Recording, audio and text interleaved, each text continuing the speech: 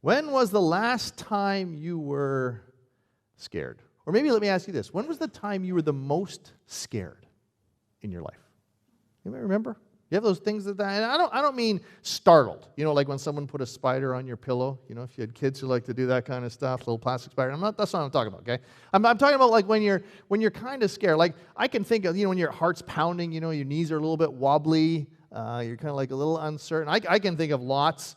Although honestly, most of them have this combination of excitement attached to the fear. It's like when I asked Yvonne to marry me, right?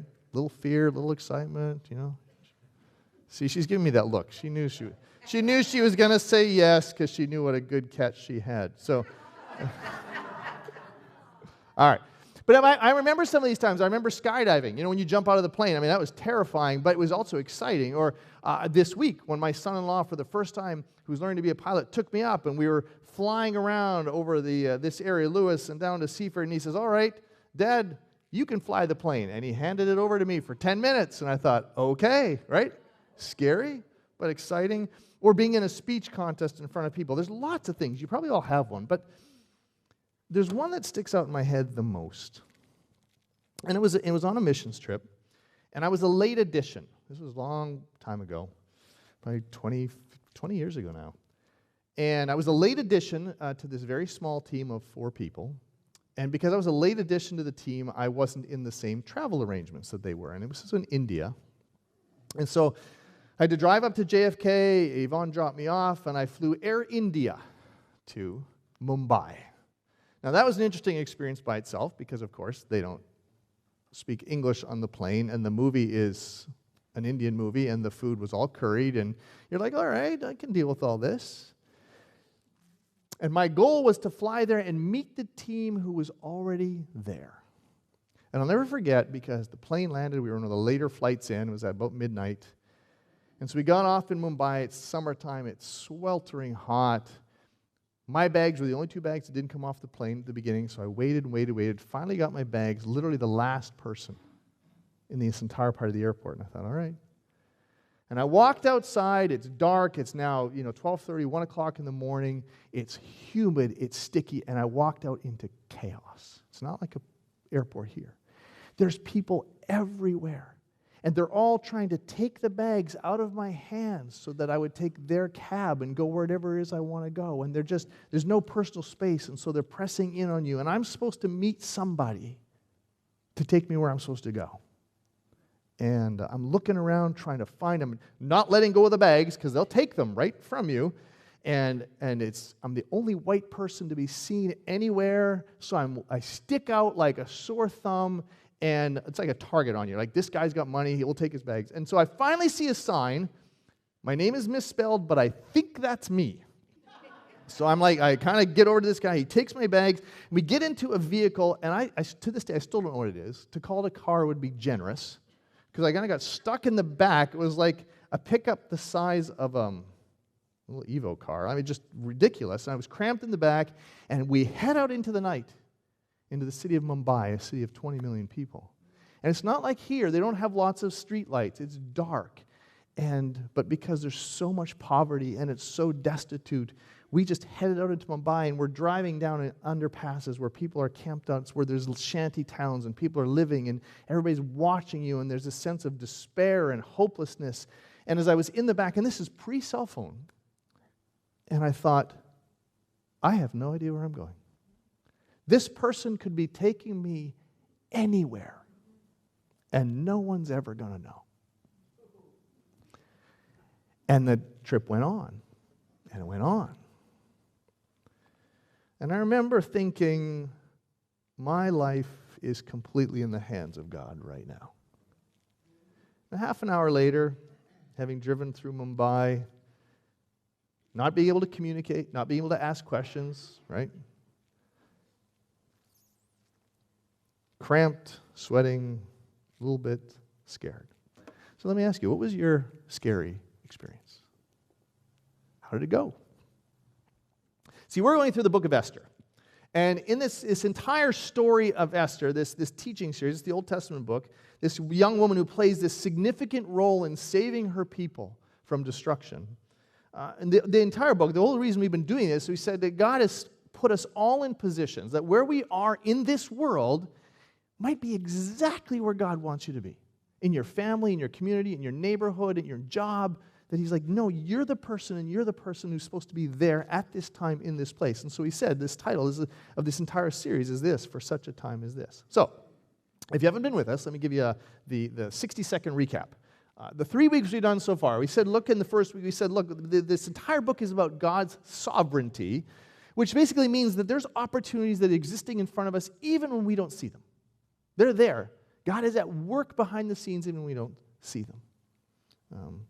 Esther is suborned into this kind of this beauty pageant after the previous queen is deposed, and she ends up being the queen, this new level of position of at least some level of influence. And then we said, well, that there's often trouble in the midst of God's plan, because just because God is sovereign doesn't mean that life doesn't have problems in it. But in the midst of those problems, we saw that God has a plan in the middle of them.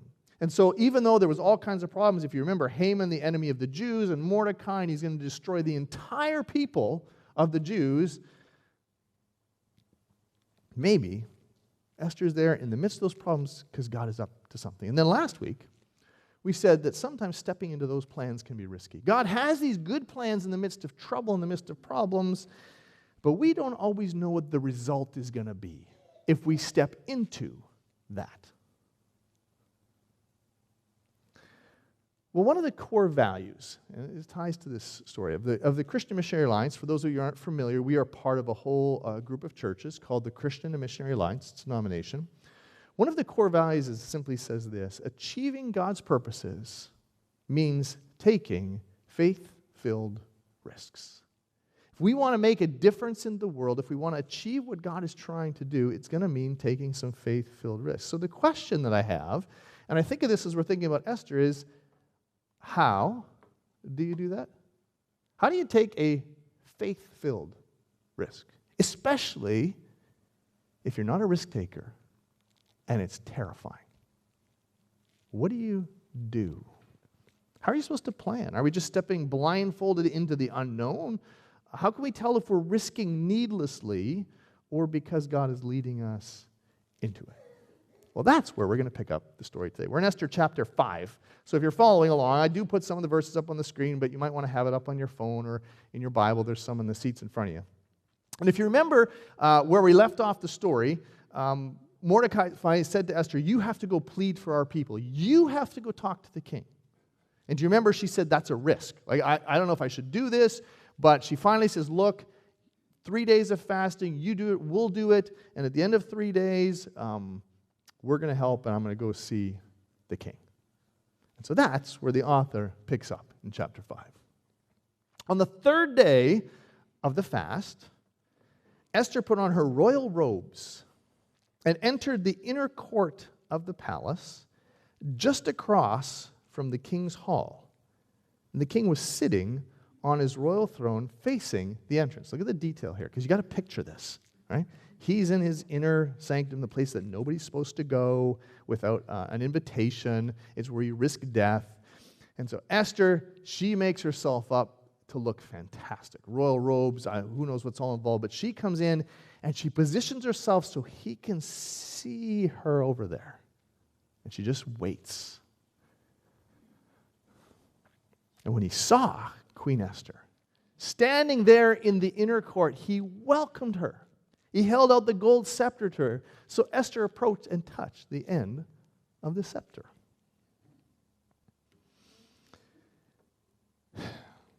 Then the king asked her, what do you want, Queen Esther? Because remember, he hadn't seen her in a month. He knew that she was there for a reason. So what do you want, Queen Esther?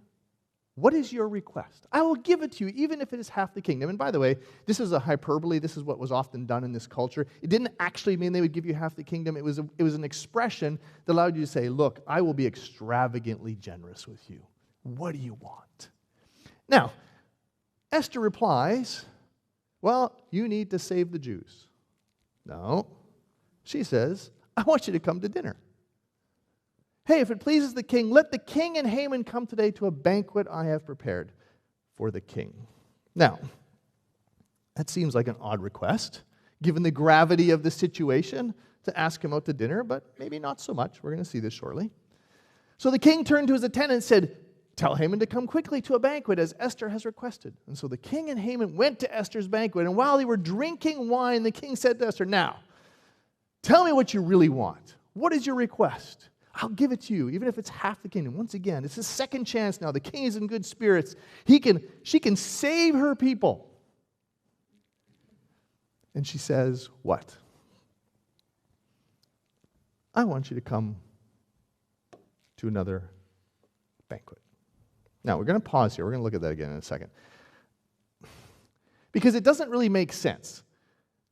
If Esther's supposed to do all this on behalf of the people, why is she not asking? But there's a couple lessons before we kind of see why she's doing this that I think we need to pull out of here. If we're going to take these step into faith and take a faith-filled action, take a risk, or, when we're terrified or we're scared, we're like, okay, I need to lean into this, and you're thinking, well, how do I do that, and when do I do it? There's a couple principles that come out of here, and the first one is right here. That if we're going to act in faith, we need to raise our divine antenna. Because it doesn't matter whether it's something small like praying over a neighbor who doesn't know Jesus, or something huge like switching careers. We have to figure out what we're doing. And if you read in chapter 4 and 5, remember we said that chapter 4 ended up with her asking for this 3-day fast, and then chapter 5 starts with her going to the king. There's this little 3-day interlude in between the two chapters where there's people fasting. The implication is they're praying, they're seeking God, they're saying, okay, God, what do you want us to do? And Esther's saying, okay, God, what do you want me to do? What is this going to look like? How do I move forward? The whole purpose of fasting in Scripture, and why we're supposed to still fast today, is because by not eating, your attention is sharpened. Because every time you're hungry, you're thinking, oh yeah, that's right. God, what's going on, right? So fasting means that her entire focus was sharpened. Her antenna were up.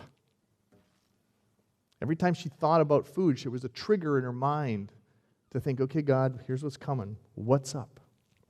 See, one of the reasons that we miss God's coincidences in life, that we actually don't see him work, is because our divine antenna are down. We're not paying attention. We're not listening. We're not looking. We get so busy, and you guys know this. I've had this conversation with a number of you. And you say, oh, I'm a tunnel vision person. You know what that means, right? I got a task. We're going to get to it. That's what's going to happen, and away I go. How many of you go into the day that way?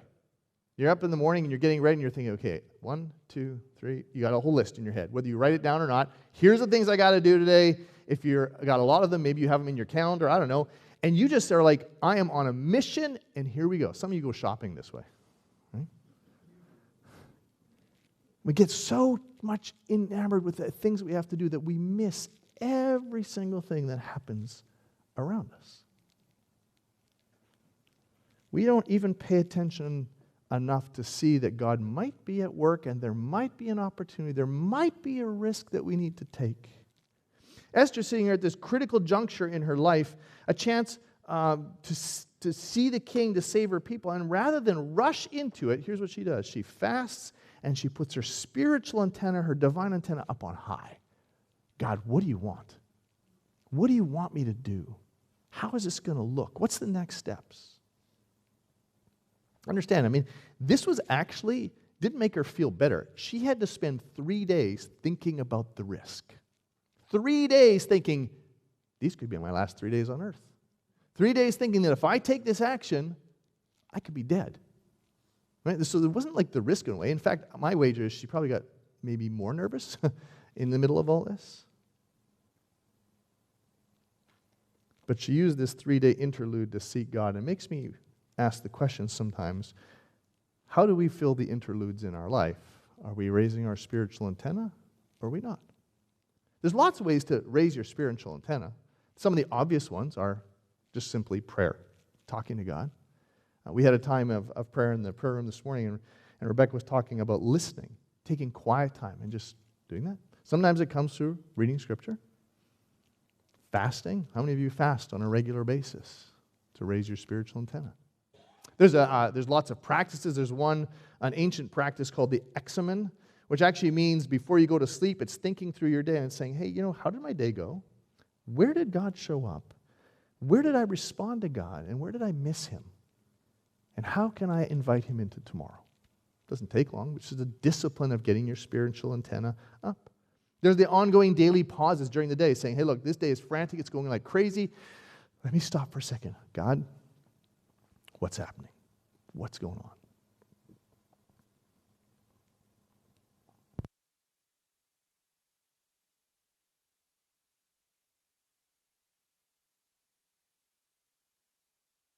See, now I'm going to be off. There we go.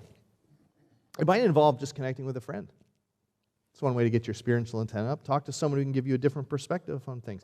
Maybe it's just checking in on your emotions. What's triggering you? What's getting you upset? What's getting you angry? Maybe God is saying something. There's lots of ways to do it, but what's happening is if we want to step out in faith, if we want to actually take a risk and jump into things, and you're like, well, how do I know? Well, the first way we know is raising our divine antenna. Because all this has to do with connecting with God. Great quote I ran across. You could do any one of these things that we just talked about. I ran across a great quote about this from Tony Evans. It said, unless there's contact with God, he could be moving and we could be missing it.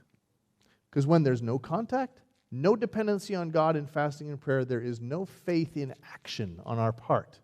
Therefore, there's no ideas coming into our minds that we have not previously considered about how to deal with a seemingly impossible situation. I wonder how many chances we've had to step out in faith that we missed for no other reason than we just weren't paying attention. Well, achieving God's purposes, it means we got to take faith-filled risks.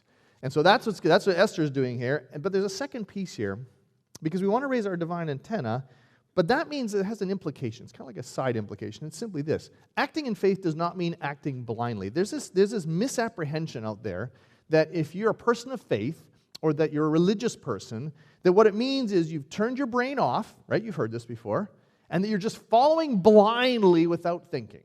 That's kind of the way people think about it. That's not it at all. Because while Esther is pausing, they're fasting, she's got her spiritual antenna up, it really gave her the chance to think, what am I going to do? I'm about to break the law with the potential of a death penalty. So how do I do that? Do you realize what the risk was here? Do you know that at some point in this, she was going to have to admit to the king that she had lied to him, deceived him by not saying what her ancestry was? He didn't know this.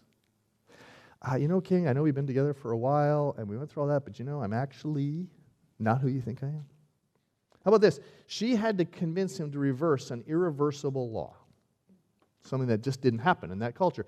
Not only that, she was going to have to oppose Haman, the most powerful man in the kingdom, aside from Xerxes himself. And if everything went to plan, and the king found all out, he might feel foolish. And what happened the last time the king felt foolish? Queen Vashti never saw him again. There's a lot of risk. She's considering all this. She's thinking about all this. This is not just a blind thing.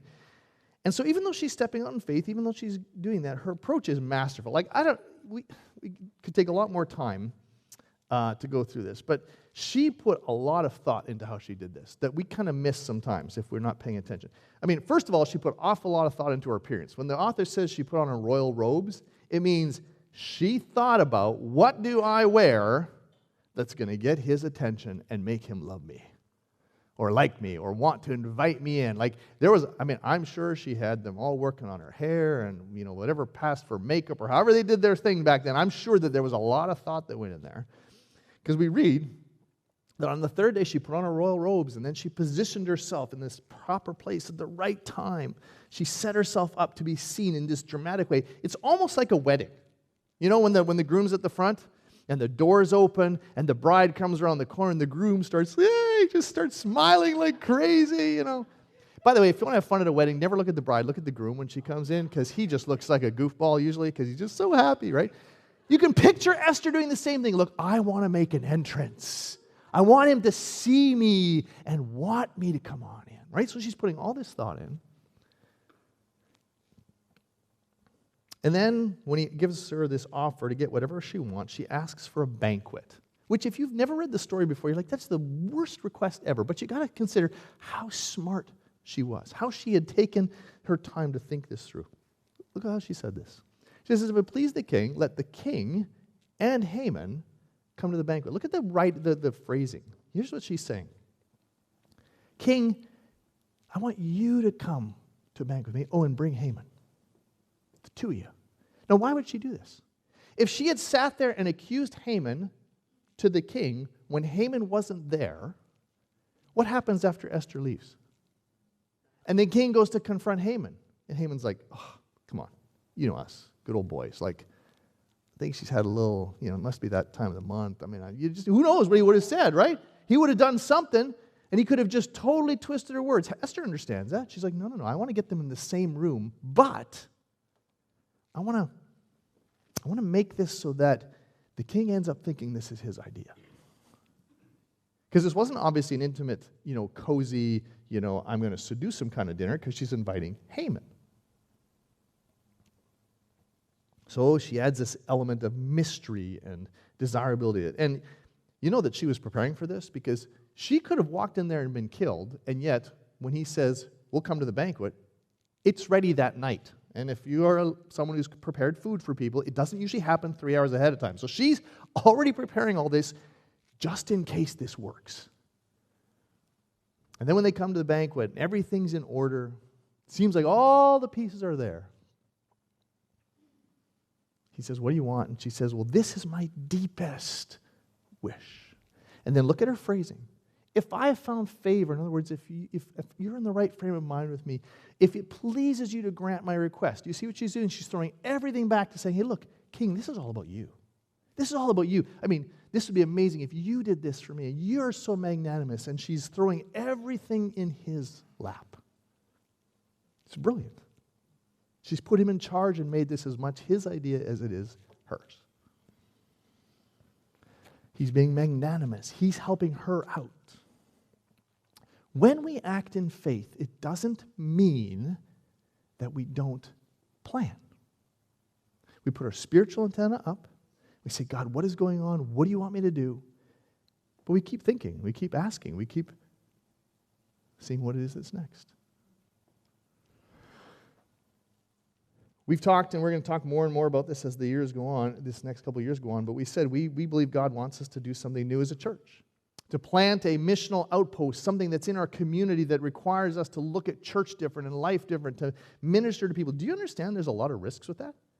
There's financial risks, because we're going to either have to buy, rent, lease, fix someplace up. We're going to have to hire another staff person. There are risks for us just from a leadership perspective, because we need to be able to release our best leaders to say they want to put their attention over here, which means there's going to be gaps over here. We don't know how that's all going to look. There's risks. And so what we do as leadership say, well, we believe that God is doing us. Our spiritual antenna are up. We think this is where God is leading us. But it doesn't mean we're not going to plan and think and consider and talk and discuss. Achieving God's purposes means taking faith-filled risks. And the reason we can do this is because God is at work in others, in us, and our circumstances, even when we don't know it. See, because while Esther's doing all this amazing stuff, God is at work. He's at work in her to guide her and give her ideas, but he was also doing things that Esther did not see. Let's go on with the story.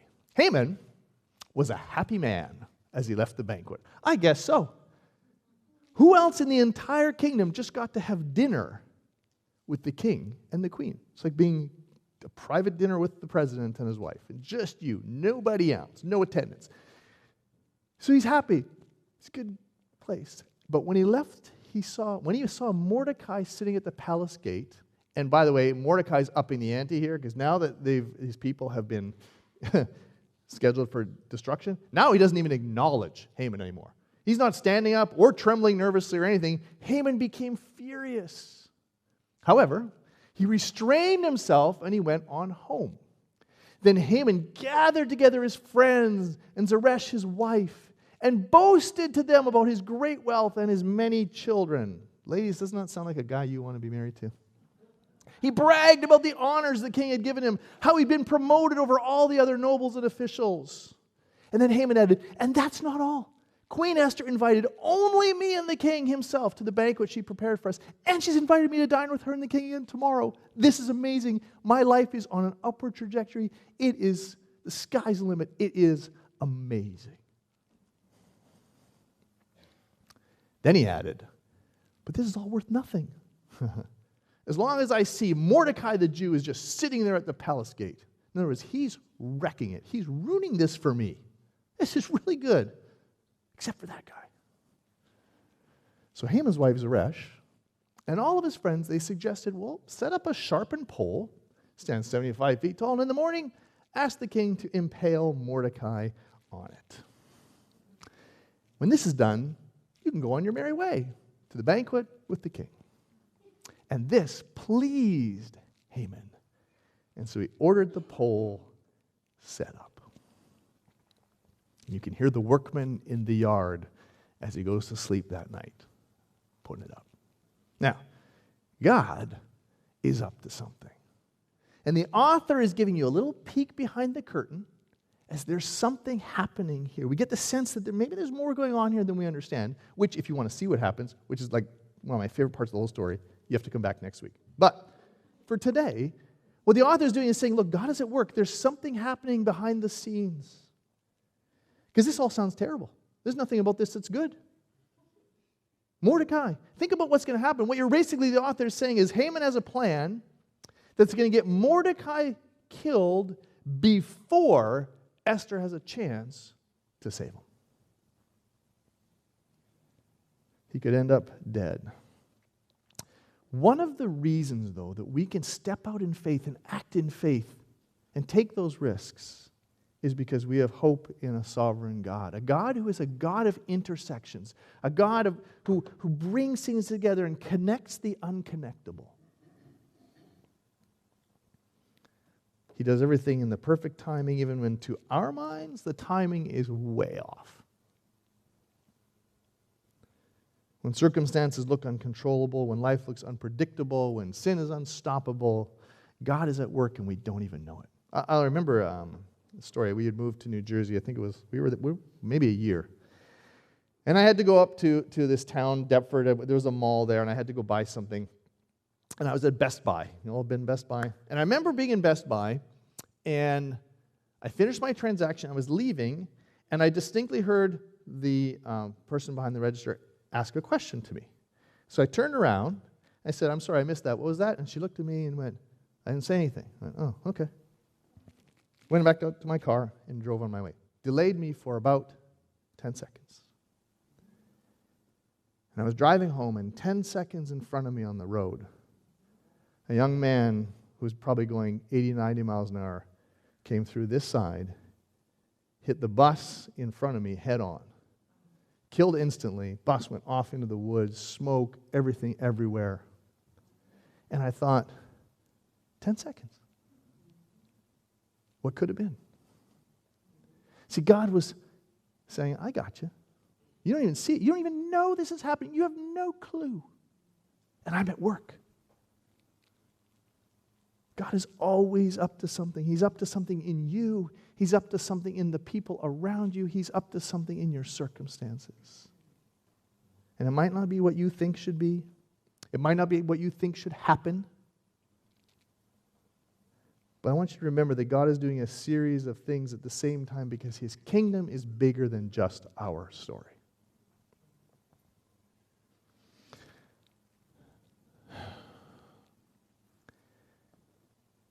We can act in faith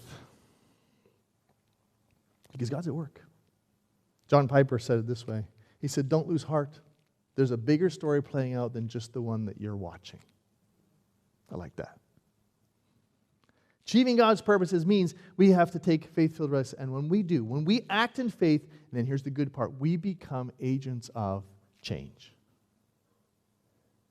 I mean, don't miss this. We have to have our antenna up, our divine antenna. We have to think with intelligence, and we got to plan. We got to trust that God is at work. But no matter when we do all that, there's still a time where we have to say, all right, now it's time for action. I got to go. We got to move. We got to move into this. In the end, Esther had to take a stand. No matter how much planning and fasting and everything she did, at some point she had to stand up in front of the king and say, here we go. How many times have you had a thought, and instead of acting on it, you thought, oh, I don't know, maybe I should pray about this a little bit more. I don't know if that sounds right. Maybe I should wait till I get home and I'll talk to my spouse. And later you thought, oh, I wish I had just done it. Because so often we use those things as excuses to get us out of uncomfortable situations where we actually had to act in faith. I can tell you a few stories about that one. We don't have time today. It's always harder if you wait and then you have to obey later. A lot of us are waiting on God to act, and what God is saying, I'm waiting for you to obey. Someone once said that faith is measured by footsteps. It's interesting. There's a second part. You know that thing we've been putting up here all day, that one of the core values of the Alliance is that, if we want to move to God's kingdom, we have to take faith-filled risks. This statement, right? Achieving God's purposes means taking faith-filled risks. That's not the end of the statement, though. There's a second piece that goes with that, and it's this. This always involves change. We have to do something. There has to be movement. There has to be action. To take a deep breath, take a chance, and say, you know what, God, the consequences are in your hand. I'm going to move. When Martin Luther posted his 95 Thesis, you all know this story, right? In 1517, he puts them on the door of the Wittenberg Chapel. Most of them were just complaints against the Catholic Church for selling indulgences, but there was more wrapped up in it. And it started this whole flurry of events that lasted for 4 years. And in 1521, he was called in front of the Diet of Worms, if you remember hearing this in history, right? And it was really basically this conclave, this gathering of the religious elite at the time.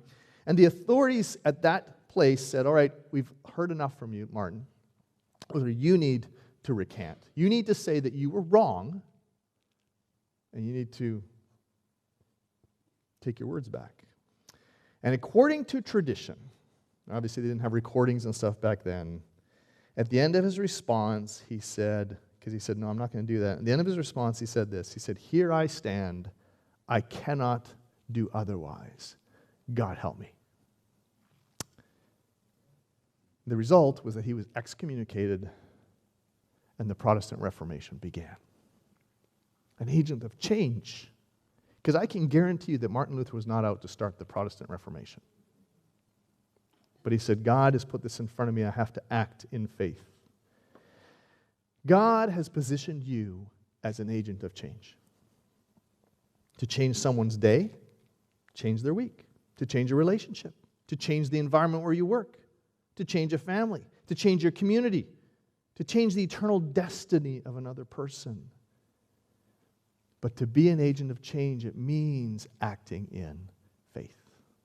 That's what Esther did. Achieving God's purposes means taking faith-filled risks, and this always involves change. You know, after driving for half an hour in the city of Mumbai, we took a turn in a poorly lit section of town and went into a walled compound. Through this iron gate, they opened it, they closed us behind us, and it turned out to be the hotel. Didn't look like any hotel I'd ever seen. Our team was there, the team leader was already asleep, and I could finally relax. But it actually began a 12-day trip of faith-filled risks, and it is that trip and that event as to why I became a pastor. So if we're going to be people who act in faith, then let's practice raising our antenna. Practice raising our divine antenna. Say, God, what are you doing? How are you operating around me? What do you want from me? How can I participate? Think, plan, strategize. But don't use it as an excuse not to do anything. Trust that God's got it, and then become an agent of change. Put your faith into action and see what God might do where you are.